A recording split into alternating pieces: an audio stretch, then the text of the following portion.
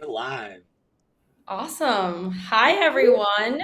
Welcome to the Work Culture Debates. Today, we're talking about performance management, but more specifically, we're talking about is how we're doing performance management making things worse? So, we're starting, I guess, with that question, maybe with another question. But before we start, obviously, let's do a round of intros. David, if you could start, and then we can go clockwise from there, and I'll do the finishing one. Cool. David Shar with Illuminate Performance Management Consultants.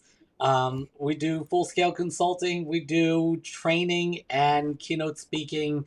Um, Basically, anything where we take IO psychology and we bring it to your organization, make it uh, understandable and implementable, helping organizations improve their leadership and work culture. Hi, I'm Britni Eisenmann. I'm with Stokefire. We're great at getting to the bottom of things. If you have a challenge that you've been facing for 30 years or three generations, bring us in. We can help you solve it so that it is no longer dragging you down and away from your mission.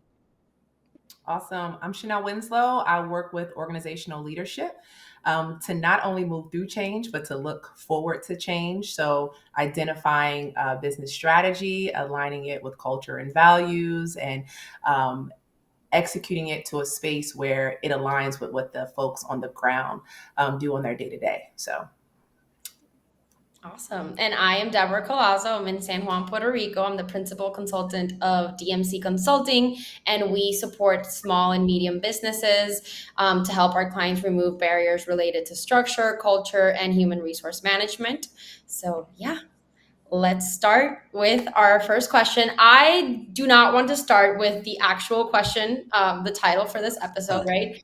I want to start with something a little bit simpler, right? Like, let's scale it back a little bit. What is performance management for those of the people that are watching us that may know or may have an idea of what it is, but from a couple of IO people, how do we define it? Um, I, I can. Oh, Brittany. I'll go ahead. I'll take my stab at it, and then David, you can correct Right. my stab at it. I think we're answering what and how. So, what is the performance, and how can we get it to where it needs to be? Or if we're the employees doing well, how can we help them get where they need to be in their career? I think in a nutshell, that's what I would define it as. Right. And I'm not naturally a pessimist, although I am naturally a cynic, but not naturally a pessimist. But I'll jump on that and say what it isn't. yeah. Performance management is not an annual review. In fact, performance management is not performance appraisal. That's one piece of it. But oftentimes, that's the one piece that we think of. How do we evaluate performance? Instead of thinking about the broader picture, like what does good performance look like? And what is good performance anyway? What type of performance, what type of metrics should we be measuring? And what types of goals should we be setting in order to drive our organization forward at the individual team, department, and organizational level? And then all of the other stuff in between. How do you motivate people? How do you compensate people? How do you bring in those total rewards, etc.? So performance management is everything. So, David, we're gonna have some fun today. We're gonna have some fun because I slightly no, I agree with you. So put it like that, right? Like yes, and I do believe that there is the tool and the mechanism by which we are able to capture the goals and objectives, to be able to align those goals objectives to activities that the employee actually is measured on. With those particular metrics, KPIs, whatever the case may be, whether it's a cascading metric system from top down, whether it's something that the manager or the employee sat down and had a conversation about, right? But I do believe that performance appraisals are a part of and is part of that performance management piece, right? So it is, Mhm. especially for folks that are watching today, right? That may not, to our point, understand or is able to grasp performance management, like maybe the performance appraisal, excuse me, at the end of the year is the only thing that they get. So I just want to just slightly do that and make that clarifying point, that performance appraisals are, part of the performance management system. Yes, part of. Not But It's not in its so right, totality. It's right. not in its totality. Yes, I Exactly. agree. It brings me back to some sort of high school math that I absolutely hated, where we talked about sets and subsets. So performance Nope. appraisal is a piece of performance management, but Right. performance management does not equal performance appraisal. Mm. And that's 100%. the distinction, right? Uh, 100%. I get you. except for where it does, and that's where you got problems. If you think of that Yes. as your entire performance management Correct. system, then you've got problems. Right. It is the tools, the behaviors, the process by which you move an employee from one set of behaviors to another. And you're able to align those behaviors with measures. You're able to reinforce those particular behaviors, and you're able to compensate the employee for those behaviors at the end of whatever quote unquote cycle that the organization has aligned to being able to reward for those behaviors, right? So, I know we're going to get to the whole like that timeline thing. Woo-hoo-hoo! So, yes, Yeah, so I think that if our viewers can take anything from the first 9 minutes, I think is that, right? Performance appraisal is a very important part of this bigger thing, that is called performance management, and it's as Shannel says, that system, right? That process, well, or compilation of processes, really, that can help get your organization to where you want to go, right? Because if organizations are made of people, then how those people work will be directly correlated to the growth or wherever your organization goes. So I think that if we think about that, from that perspective, we also can see where the business case for it is. Because, correct me if I'm wrong, guys, most organizations that we see do performance appraisals mostly because of compliance, because we kind of have to. It's just the way it is. What would you guys say, to maybe those people within organizations that are just like, it's just a thing we do once a year, whatever. I don't know. What do you guys would say to them? Britni. You're missing so much, a wealth of information. You're essentially putting blinders on yourself. You're assuming that what you know about your people is everything that there is to know about your people. If you're not, having some kind of performance management system, here in the Midwest, I don't know what it's like on the coast, but I have some challenges with clients even doing an annual performance review. Like, we're not even to that point. And that's like more than blinders. You just have no idea what's going on except in the, 10-minute meeting you have with them once a month or something like that. But yes, you are putting blinders on yourself when you don't engage with your people around performance, around their career path, all of that. And that's a huge risk, because when something bad happens, you don't know what strengths or tools you have internally. All you know is the few reports or the few rote things, in and out each week that they're turning in. That's all you know about them. That's dangerous for you.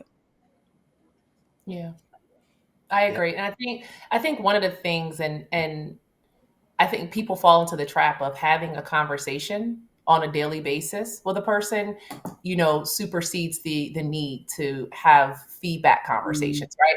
I think that organizations, whether large, small, medium, have leaders who are like, no, I talk to them every day.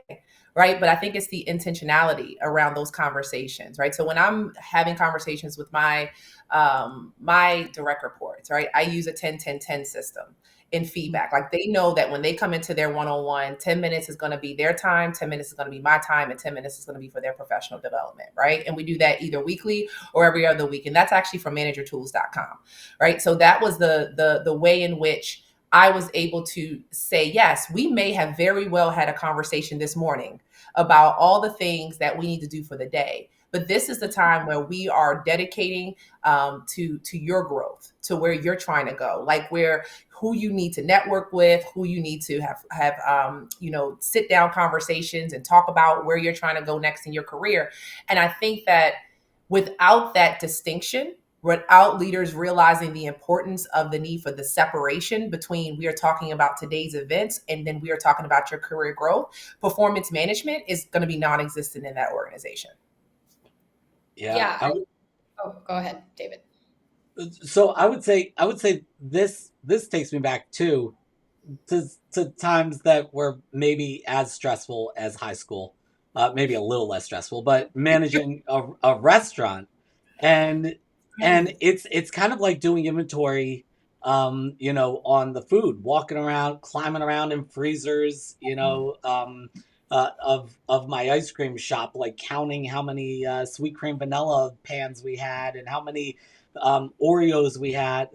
It wasn't horrible to do inventory when you're dealing with ice cream. Maybe it was a little off by the time I was done. Cold. But it feels cold, David. It was cold. We have winter coats. But if I would go a couple weeks without doing inventory, all sorts of surprises would pop up. We'd reach for something because we had a large order and it wouldn't be there, and I'd have no idea that it wasn't there.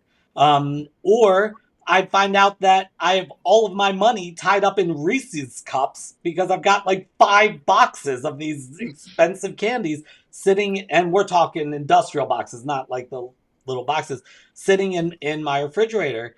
And I never knew that because I wasn't doing inventory. I think that, there is so much of where performance management is going is this very authentic, kind of doesn't need to be formalized, doesn't need to be you don't need all the paperwork involved, etc. But I think that there still is value in that because one of the many things that it does is it allows you to take stock of what you have in your organization in terms of your talent pool. There's possibly hidden talent and hidden gaps within that talent pool all at once. And because people are nodding their heads, I'm not going to go on to my next point. I'll just let somebody take it from there. Don't get me started on a good skills gap analysis and assessment. Don't you dare, David. Don't get me excited. No, but what else were you going to say? Yes, please. So, it's my ADHD mind. I was going to go on to something else. I was going to say that it's also is important for other reasons. I remember there was this, I think it was a Wall Street Journal article that was pointing out that all of these big organizations were bringing back their official performance review, post-COVID, and that the reason that was being whispered around was that they were doing this because layoffs were coming and they needed to know who to let go. And so there is that as well, knowing who to let go, and also having the protection of this is how we determined who to let go. Because these are the underperformers, or if you have, stack rankings or whatever, the people who are not your high performers are the people that you would let go. So there are a variety of different reasons why you would want your performance management system and to have things documented, etc. I'm not saying that I like laying people off, but I'm saying that when the time comes to, either have a layoff or to just let somebody go, you better be able to back that up with some data. Can I jump in there? Please. Absolutely. Super quick. Yeah, no, that you just also brought up a really interesting point, because I do think that in general, what I've seen is that, at least with my clients, they either don't have them in place, right? They don't have a performance management system in place. Therefore, they don't do evaluations. That would be like my first case, right?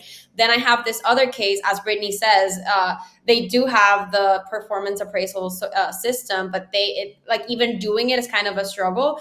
But also the reason that they do it is to have that documentation. And I think it's very important as a company to have documentation that is I cannot understate that. I do believe that if we only do performance appraisals, for example, for laying off, or even if it's to increase just benefits or overall salary, it's also sending a very specific message to your employees, right? So I have this client that employees get really upset when they are met like several times a year for performance appraisals, because they've gone into the habit of saying, okay, every time I sit down with you, I'll give you more money, right? They've set that expectation, and it's become a quid pro quo kind of a thing, where I sit down with you and I increase your, like, right, I increase your salary.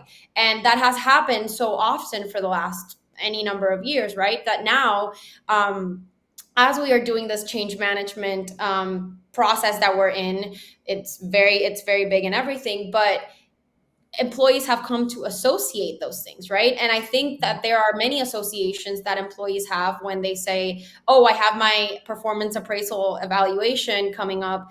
They'll associate it with something, right? And I do think that it's very important for companies to understand, and especially leadership to understand, that it's a culture thing, right? The way that you evaluate or don't evaluate people, the way that you go about compensation, the way you go about layoffs and letting people go, and why you have those systems and how you use them is definitely culture. And whenever those things come up, it's very important to understand that your employees have associations about them. So one of my key things that I tell clients is, what does your people think about this performance appraisal system, right? What do they associate it with? And I think those associations are important if we're going to start crafting a new path, right? I don't know if that I went completely to a sideline, but I just think those like associations that employees have with performance appraisal evaluations are so important. Yeah.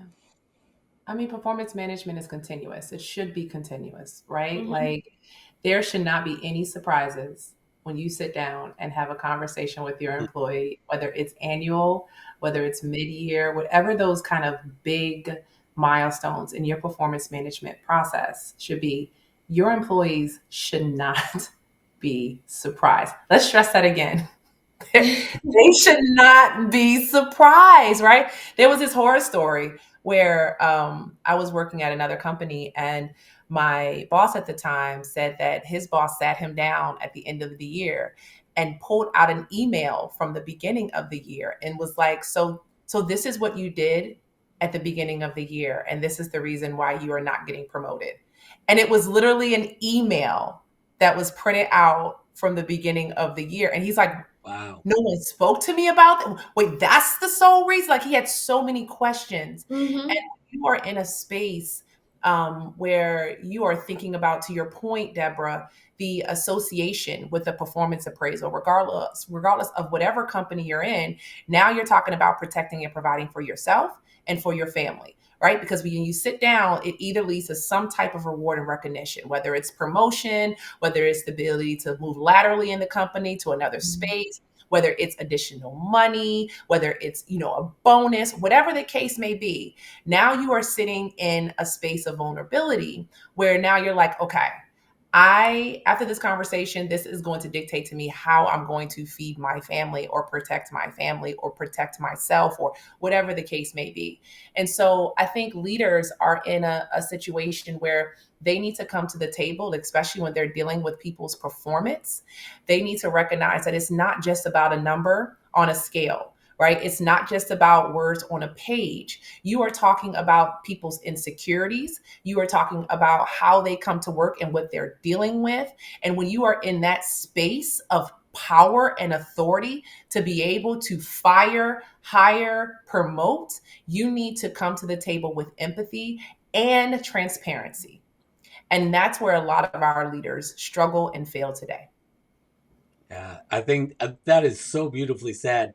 I think you have the person's identity in your hands. There's sense of who they are, and that's changed a little bit post COVID, but it's still. I mean, it's the core of the person's value. You're passing judgment, and it's the one place where you can sort of get away with doing that. It's built into the system. And so yeah, I completely agree. And that brings me to a question, if I could, Deborah. I know it's your Mhm. show today, but how many of you are familiar with the term performance enablement as opposed to performance management? I love the term and what it comes with, which is instead of thinking about this process as us managing the performance of our people, it's about getting the hell out of their way and enabling the performance of our people. Yeah. Really, really giving them the autonomy and empowerment. And then when you talk about this motivation side, instead of a demotivator, it becomes a motivator. During the peak of the Great Resignation, one of the top 5 reasons people left their jobs was because of a lack of development opportunities. So, performance management is supposed to, give people this idea, like this feeling that they're growing, that they're not stagnant, that they're moving towards something. So when you're talking about performance enablement, you're talking about them being the one, um, the employee is the one who sets their objectives. That they're the ones who set their goals, and then the managers just need to make sure that it's aligned with the organizational goals. But every step of the way, you're empowering the individual instead of trying to manage their performance. Yeah. I like the term. What was the question? Have you heard about it? I have heard about it, but I haven't done a lot of research on it, and I really like the term. I'm looking at it right now. Yeah. Well, I mean, that would have to, there's an element of overhaul in the system to be able to shift and change into that mindset within an organization. Like Culture. that is that the amount of change that would have to take place is mind-boggling, because y'all know now I'm in there like, how do we shift and move and get to a space of performance enablement. I absolutely think it's a beautiful way of looking at it.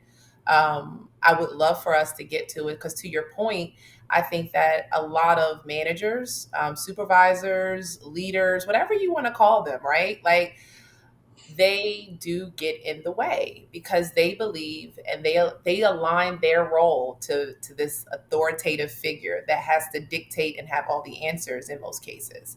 And in certain situations that I've been in, even if they're not like being kind of this dictator, they don't know when to provide decisions. Like you're like, now you're out of the way too much. So I love the balance of being able to provide direction, but then also allowing people the space to do their daggone jobs. I love that. I absolutely love that. And then making sure and ensuring that organizations develop goals that are able to be kind of cascaded and people kind of see where they fit in the organization, I think is also very important for that culture to be built, right? To be connected and feel like they're a part of something bigger than their day-to-day jobs. So David, I absolutely love that term. I have written it down. It's pretty cool. Yeah. And um, if you're not willing to put in all of the work to make that happen, you could just use the name. I mean, we see that everywhere, right? We have chief people officer for Mm-mm. for HR. No, Sometimes you just put a fancy term on it. It's like, see, we are progressive. I won't know. So that's the shortcut. Wow. That's the shortcut, No, not my we're not going to recommendation. give them That's shortcuts, David. Like, just cancel the podcast, Here. man. Mm. Okay, I Thankfully, have that another tends to question. blow back Oh, in your. go, Thankfully, go. that tends to blow back in your face as soon as your action doesn't back up your Yeah. new That's fancy. right. yeah. That's right. That's right. Deborah, you have a question. I have a question too, but go ahead. Okay. What does it take from a manager or a leader to be an effective piece in the performance management process? I have a minimum. Yeah. At minimum, you need to not be driving this person further away from the mission. You need not be driving a wedge between them and their ability to align with where the organization is going as a whole. That's the minimum. Like, you're not fracturing the company more. Okay. I think there's an element of intentionality, right, and responsibility that a manager has to the people that work under them, especially if you're dealing with high performing, high potential individuals, right? As a manager, like, part of it is, to your point, of getting out the way, but then also building bridges, right? A part of the benefits that you have, whether it's because of where you sit in the organization or how you look, right? You are in spaces and rooms that people under you, around you, are not in, right? So there's a responsibility for you to say their name, assign them things, especially if you're having these consistent conversations with the people on the ground, right? You are in positions to be able to open doors for them, and I believe that is sincerely a leader's responsibility. On the other hand, right, on the flip side, it is also your responsibility to get to know your people, to sit down and understand where they're trying to go, what they're trying to do, how are they motivated in their day to day. I had a person working for me that was like, Shannel, I'm sunsetting. Just give me my money. Don't sign me up for nothing. Don't. I'm going to come in. I'm going to do a great job, but I do not want additional responsibility. Right? Give me my bonuses and let me go home. Right? Those are the types of things that you need to know, so that when you are in those rooms, right, you're not going against what your direct reports or your high performers or these people that are on the ground want to do in their career. So I think it's twofold: opening doors and saying names and giving people opportunities. And in addition, it's also understanding what motivates your employees and knowing where they want to go in their career and not being a blocker to that. Yeah. Before I'd love to jump in with that, but before I do, Sharika says, I love the mindset shift that happens when we look at it as performance enablement versus management / evaluation. And as Shannel and David said, it requires the leaders to be empathetic and transparent while empowering their direct reports instead of managing them. Yeah, I think that's dead on. Mm-hmm. So, but in answer to your question, I think things work in a culture when there's alignment, when it's not me versus you, when your win is my win, and I think that the true leader is a servant leader, somebody who sees their job as removing barriers, of paving the way, of enabling you um, to hit those goals, being your biggest cheerleader, and also where, like, my job is to make sure that my people hit their goals, and I'm not going to externalize that and say they're lazy, they don't want to work. I'm going to take it on as my job, to help you in any way that I can. I think, my wife and I talk about this all the time, mostly when she's telling me that I'm not doing it. But in our relationship, it works when I'm, worried about her and she's worried about me. If I'm doing what I can to support her, then I don't have to worry about myself. She'll do that, right? I think that's a healthy relationship within an organization where everybody's supporting each other. And so then there's this psychological safety. It's not this game of gotcha. It's people supporting each other, and seeing your win as my win. Yeah, I have a saying: two givers together is magic, right? It's the pouring into each other. So I love that. I love that. And I wanna touch upon something else that, leaders shy away. Like, we talk about high performers and we talk about high potentials, but let's talk about these low performers that is sucking the air out of organizations, and how leaders do not want to get rid of them. Oh my God. So there's an element of performance management and a responsibility of a leader to not just open the doors, but then to also have the strength, have the courage, have the transparency, and the responsibility of figuring out what to do with these low performers, whether it's, documentation, whether it's hard conversations, whether it's laying them off, whether it is, finding whether it's a performance issue or whether it's a skills misalignment issue. I think that is also the responsibility of a leader and a manager in the performance management process, right? And it's hard because, again, we kind of touch upon that human piece of it, that people are maybe a little fearful around having those types of conversations that are uncomfortable. And you're sitting down and you're basically telling a person that they're not good enough. They are not meeting these standards. They are not achieving these results, right? That is hard. But what people don't realize is that when you don't have those conversations, your high performers and your high potentials are looking at this low performer doing the same job and getting the same salary and less energy, and then they just stop performing, right? Or they go to another job. So I think it's also, if we're going to talk about, the leader and the role within performance management and the manager that has to kind of sit down and have these conversations, we have to also look at, the managers who are not having the hard conversations with these low performers, and how we can help them, or maybe give them some steps or tips after this podcast to get these low performers in the place where they need to be. Yeah, I think this falls solidly in David's nice versus kindness. Yes. Yeah. This is what I spend so much time talking about.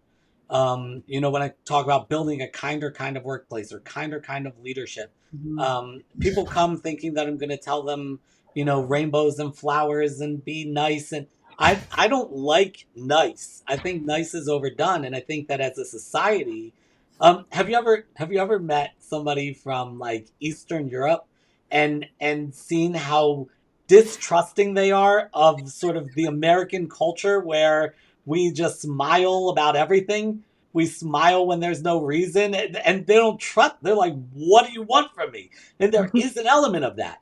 It's this please like me, I have to be nice kind of thing. And the reality of the situation is that when we are kind, that goes so much deeper, because that's fearless, right?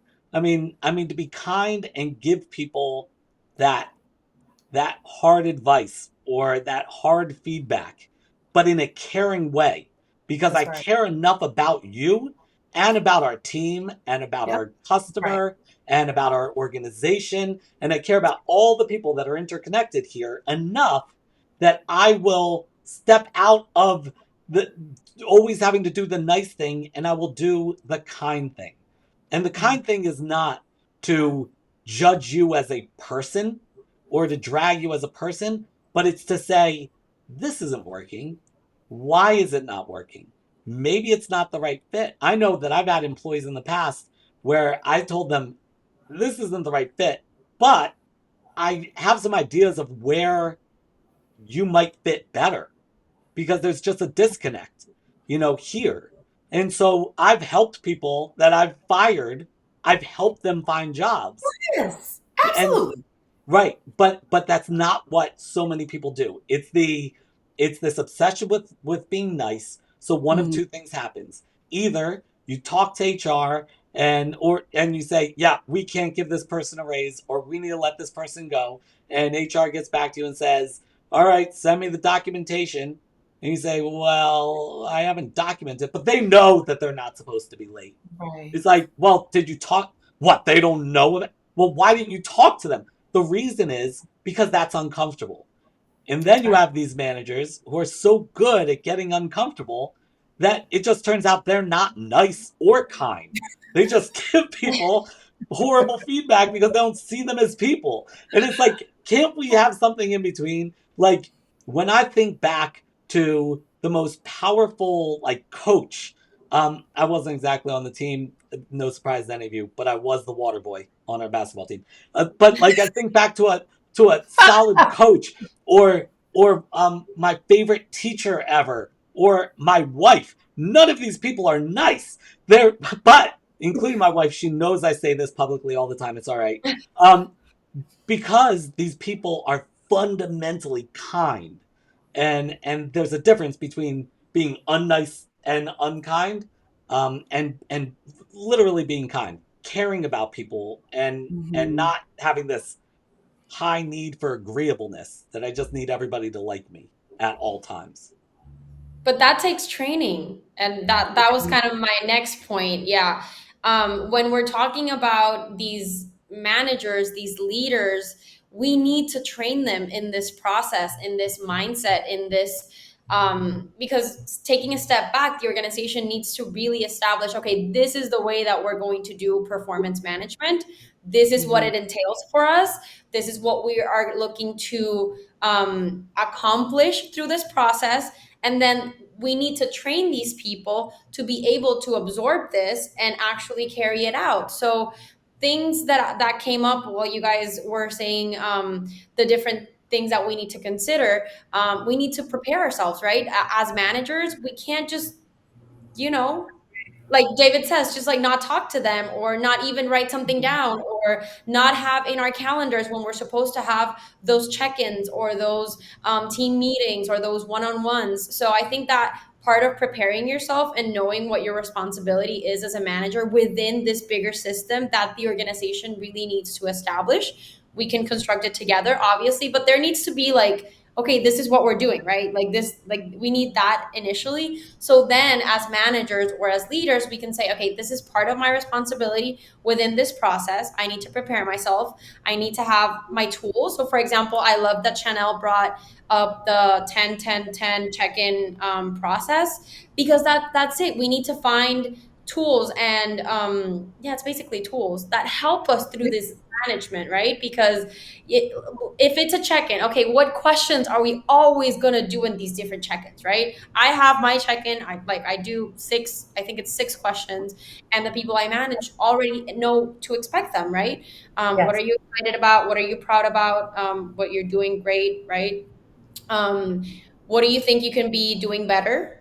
What are your priorities for the next month or whatever the next period is? um, do you have, and then I give them feedback, right? This is the feedback I've had from this period of time. And we always have to be considered that we're evaluating people based on periods. We can't say like, do you remember 3 years ago when you didn't submit that report? And like it has to be very much timely, and we need to establish like this period, this is the feedback I'm giving you. And then I also ask for their feedback. Can I That's be right. doing something better? That's right. And I do something to manage you better, or to delegate in a way that feels better for you, or better for the workload that we have right now. And I think that's such an important thing, having those tools and that structure, and also putting it in your calendar that you are meeting with these people every so often, right?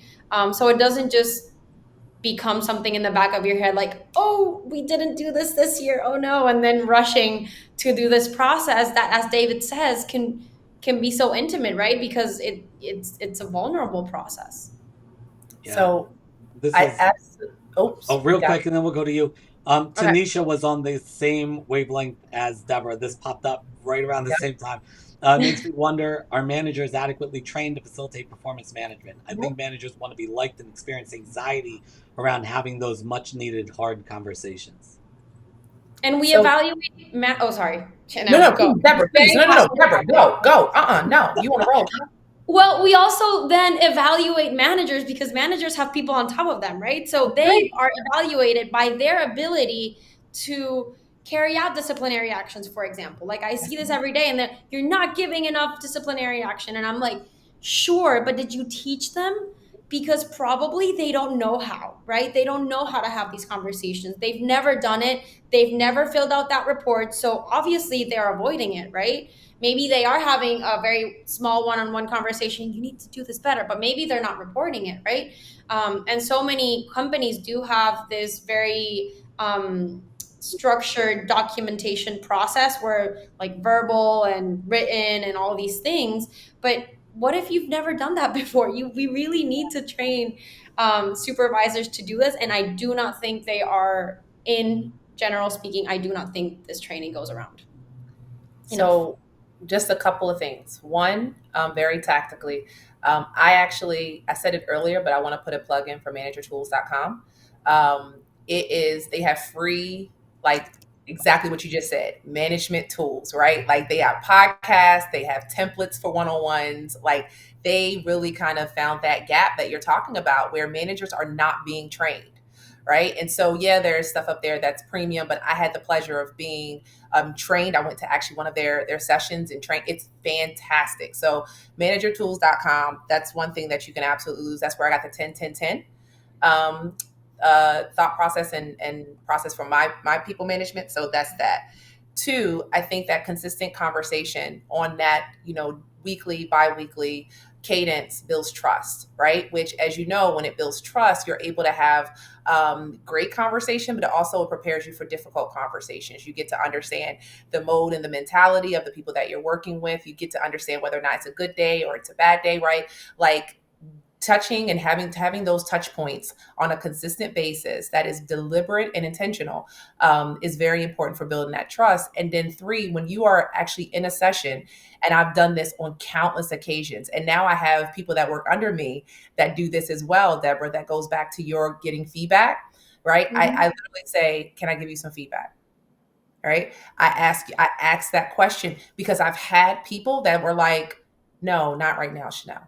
Right. And this is something that I have, established when I first take on someone as a direct report, right? Here is kind of the process. This is what I'm going to do. I'm going to ask you, are you prepared to have feedback? Because you never know, someone's dog might have just died.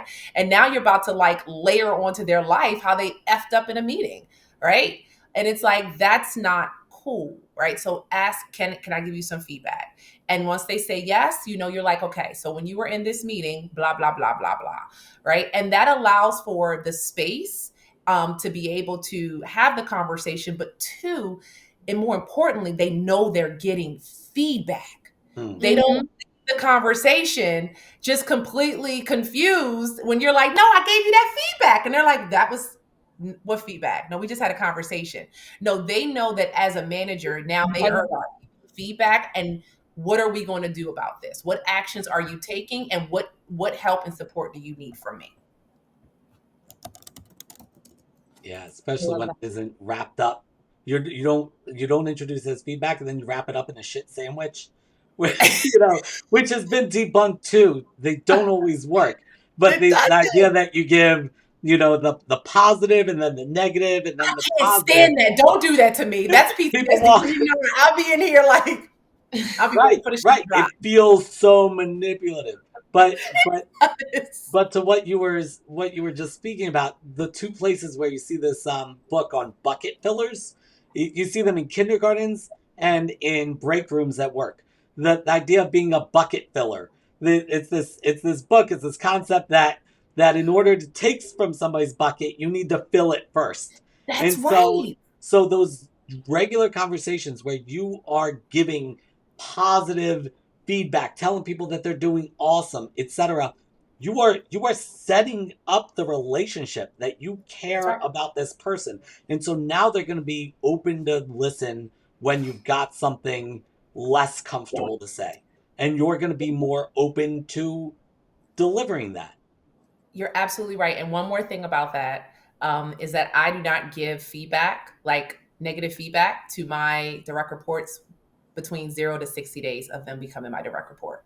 I think that is a trial period. I think that we are learning each other. It has to be absolutely egregious for me to go, can I give you some feedback during that time? Because to your point, David, one, I'm filling up their bucket, but then I'm also holding myself accountable so that I'm not in here trying to push the way that I do things, right? Or my processes, or I'm stifling their creativity during that period, right? We are learning each other. And after that 60 days, it's kind of like, okay, cool. Now let's start kind of vibing and seeing how we mesh together.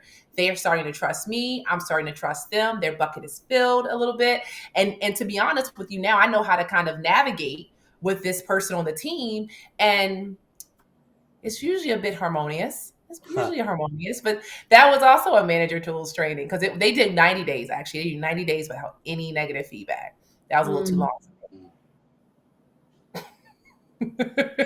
We have been talking a lot about right at the manager level that's giving the performance management reviews to the, the performing employee, I want to pull it up a little bit, because we can't just talk about you as a manager, turn yourself into a servant leader or turn yourself into a good leader, or you as a manager, go to this website and figure out what tools are the best ones for your company and your team. If the organization isn't walking the walk, and by that, I mean, if the organization isn't training the managers on how to do performance management type stuff within the whole system, the message, despite what their words are, the message is, this isn't a real big deal. It's kind of a side thing to your management job. Other things are more important.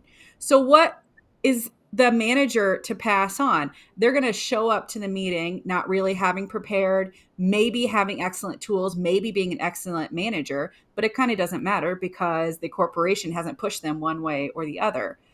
And the quality of the performance management is going to be a crapshoot. Some of them will be excellent because the manager is going to be excellent no matter who they work for. Some of them aren't going to be great because maybe it's a stressed out manager or a new manager that doesn't have time to go find the tools or hasn't done that yet. What that does, though, is the organization is going to have some teams where we got great insight into what's going on, and we have other teams where we can barely tell what in the world is going on, and all the psychological factors that go into performance management, like the halo effect, where if you really like someone, you're going to give them high scores. Recency effect, whatever happened last week is all that we're doing performance management on. All of that stuff is going to bubble up because there's nothing holding it down because the organization didn't prioritize that. So executive leaders, or those that want to be executive leaders, they're listening to this podcast or video, however you're consuming it, you need to understand this is not all on managers. No. If you say you care about this, and if you want the awesome outcomes that happen when you absolutely can see everything that's going on in your organization, you have to walk the walk. You can't just talk about it.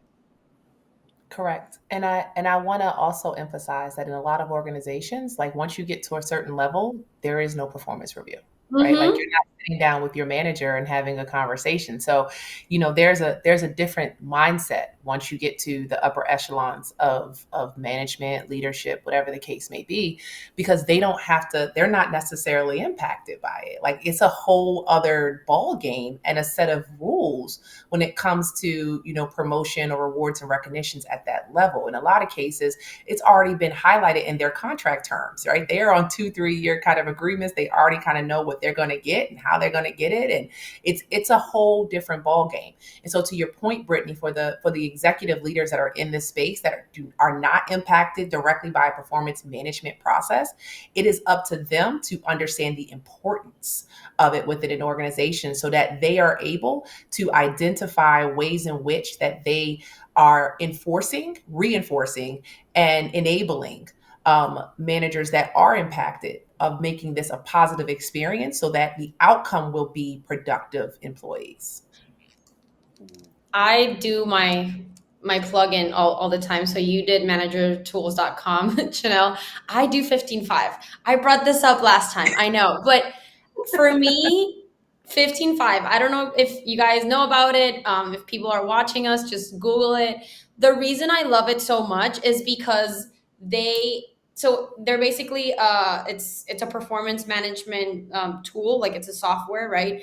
You buy, it's a subscription based, and basically you get all these different tools. So we're talking about tools before, but it does it as it does it organization wide, right? It's a thing that we have to implement to the whole of the organization, and so it forces us to have these conversations with, it has to come from the top down, obviously, because we're the executive team is the one that's going to be rolling out the initiative, right? Although obviously HR managers usually also help in that rolling out process. But it's a system that I love because I've seen it in action. I've used it for years as a direct report of somebody else and with people being my direct reports. And what it does is that it creates it becomes a continuous performance management system, right? Because you have check-ins every week, you have tools for quarterly, yearly, you have everything that you might need. You get the pulse for the organization. You can do engagement surveys within it as well. You get a lot of analytics, which I love about it, because that was one of the next questions that I wanted to ask you guys. Like, most of the time, performance management appraisals are a bit subjective because we're not holding on to specific analytics, so KPIs or anything like that. But this system, for example, really does establishes those analytics, and it helps you understand your workforce. It helps you see who is underperforming, who are the high achievers, and it helps you draw development plans, which is all connected, right, to this management system. So I really like them. And the reason that I like them too, whenever I roll them out in a client, for example, is that it forces us to sit down and have the conversations about this. Like, why are we doing this? Why it's important? Who are going to be my champions around this? And it can't be HR leaders. HR leaders cannot be the champions on this. It has to be somebody else from the executive team, because if not, it's what we've just said, right? It just becomes something in the middle management level, and it doesn't have an organizational wide result. So that's just my plugin for 15.5. There are other ones that you can use, but the thing is, if you are going to implement technology within this process, which I highly recommend you do because it helps with the habit creation, that's only part of it, right? Like, that's only like 20%. You still have to do the 80% of work that is the culture change for this to actually work within the organization. Can I thank you for that, Deborah? Can I ask a really quick question? Yes. So we have these concepts of coach, mentor, and sponsor, right? That we have been, talking about, get a coach, get a mentor, get a sponsor within an organization, right? Where do they fit in the performance management process, right? Like, because then you have your manager, right, that is able to kind of execute against some of your goals. But if I have a sponsor who's like, no, Shannel, we're going to pick you up and put you now in this project, it almost like minimizes the authority or the ability for the manager to actually lead and manage that resource, because there's this sponsor who's just like, nah, she's gonna go over here and do this, right? So I would love to get y'all thoughts, within the next, I would say 60 seconds or so on where do they fit? Because I've struggled with this in my career of trying to manage the relationship with my manager. But I went out and got my mentor, coach, and sponsor. And I'm like, you're not going to stop me from, accelerating my career over that. So I would love to get y'all thoughts on that. Interesting. As an employee, Yeah. you cannot assume that the company cares about you, no matter how kind and wonderful your supervisor is. No one cares about your career but you. They can't. There's other stuff going on. They don't have the capacity, and some of them, they're just not going to care about you because of who they are. Look out for yourself. These are separate operations. The performance management has to do with the company. It benefits the company. It's minimally going to benefit you. You can work it so that it benefits you more, but that's not necessarily how it's set up. Go get your coach and your mentor and your sponsor. That's pretty much your personal, how you're going to get where you need to go. I would keep them totally separate if I was still in the corporate But I world. understand what Shannel says, that sometimes they come into conflict, right? If you have a sponsor that is taking you from project to project, or it's introducing you to different rooms that people in maybe like in your same department or in your same level are not getting introduced at, like, how I feel like that definitely is a conflict. But it's not my conflict as the employee. It doesn't have anything to do with me. It It's could their very well problem. be if you have a manager that doesn't take that into consideration, right? When they're writing performance reviews and that's being put on record. Like, I can put that in my self-evaluation all day long. But if my manager is like, I'm sorry, you're only going to get rated on the fact that you're doing XYZ in my department under my space. Oh, now you're impacting my ability to have a record and that documentation that I am doing all these things to become a high performer, which now impacts the rating scale or the rating that you're giving me, that now impacts my ability to be a part of a certain pool that gets more money. Now it impacts me a little bit. Right. Whoever you are in this equation, whether you're the sponsor or the manager or the employee, come on, IO community. There is an IO who wrote, I believe she's an IO who wrote a book on precisely politicking within the organization, and how this is an essential skill that new employees need to develop. and that in order to be successful and continue to climb within most organizations, you have to be good at the politicking part, the office politics, and building these relationships and managing up, etc. If you know this person's name or the book, and if it's not just me like You owe that. hallucinating, then put it in the chat. That's your action item, David. Yeah, I will find it. I know I'm connected with this person on LinkedIn, so I apologize for not remembering their name. But so there is that. But earlier I called myself cynical, but I'm not as cynical as Britni on this. I think that there are people in the organization that care about you. If you're in a not completely toxic organization, and I believe that that it is in the best interest and does plug into the performance management system to have coaches and mentors, and that it makes sense that those are not all the same person, because there are these conflicting motives, right? So I could be much more open with a coach who is not in control of my paycheck, whether I get a bonus or a raise. A mentor can pull me, or a sponsor, they can help me and pull me, outside of this team when the time comes. Whereas if I'm a high performer, that manager, like they're motivated to keep me there, right? In a lot of cases, unless you build that in, which you probably should, but we don't have enough time to talk about that. But I think all of these things intertwine and are absolutely critical if you really want to, have high performance within your organization. I think there's a part two. I think I am sorry for dropping that like 6 minutes before we go off the air. Yeah, Shannel, you can't do that to us. You really cannot. But before we head out, hot takes, everyone. David, can we start with you and then we go clockwise? Oh my God, there were so many. I really liked Shannel's thing. I even wrote it down when she said, "Can I give you feedback?" And I think a lot of people might ask that question, and I don't think a lot of people have built a relationship where the answer can be no. So I think it speaks to Shannel, but I think it is something that can be trained for managers, where they can foster these relationships where somebody feels comfortable saying no, not right now. My hot take is, if the organization really wants to have the awareness and be able to see where their strengths and their gaps are, they need to put action behind training their managers so there's a consistency and how your performance management is conducted, and you can trust the data that you're pulling up. Yeah, I'd say this, right? I think that performance management, the system itself, starts with the organization and the company's leadership. But performance management is ultimately the responsibility of the manager. And so it is having those conversations, consistent dialogue, building that trust, being able to give the feedback, helping to bridge those gaps, and ultimately aligning the employees on the ground goals with your ability to help them get there.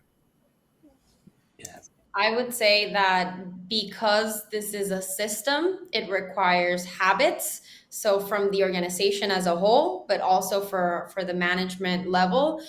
So have that in your as a manager, have it in your calendar, establish a cadence for when you're doing the different interactions, have them on your calendar, know which tools you're using, make it so that the people that you are overseeing understand and know this, as Shannel did when somebody comes to her initially. She tells them what to expect. I think expectations are really important.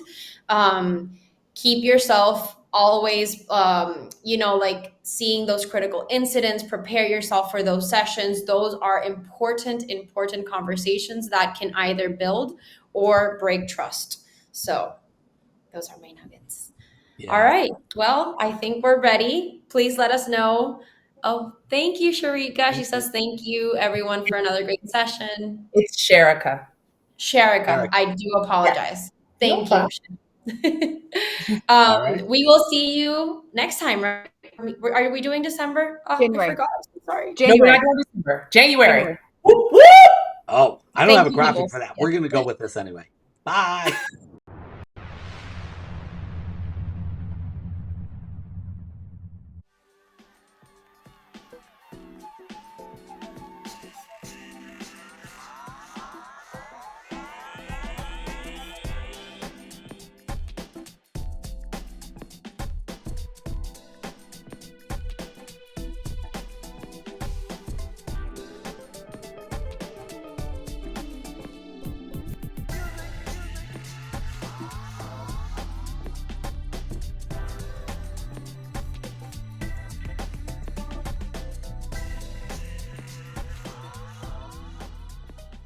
Oh gosh. And Shannel also wants to say something before we say goodbye. What? I didn't. What did I What? want to say? Oh, you said No, I didn't want to say anything. I was just saying bye, you weirdo. Okay, fine. Bye. Wait, no, wait. I'm Wait. confused. So are we meeting next week?